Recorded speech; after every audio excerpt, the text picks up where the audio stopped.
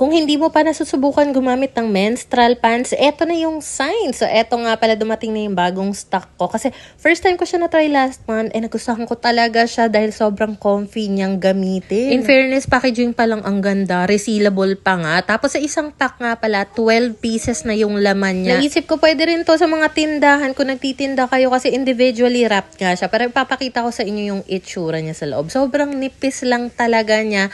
Yet, very comfortable ka pa rin makakakilos-kilos. Alam nyo ba, kapag umaalis ako ng bayo, tipong alam kong luluwas ako or mawawala ako ng ilang oras tapos hindi ko sure kung magkakaroon ako. Hindi na ako nag-underwear. Ganito na nga lang yung sinusuot ko para at least kung nasa biyahe ako, bigla akong magkaroon. Hindi na ako mag-worry kasi nga suot-suot ko na siya kapag umaalis ako. At the same time, dahil manipis nga lang siya, para ka lang talagang naka-underwear. Tapos, ang absorbent din nito. Kasi last time ginawa ko to ng absorbency test. Kung gusto nyo ring masubukan yung link nito, nasa baba or comment section.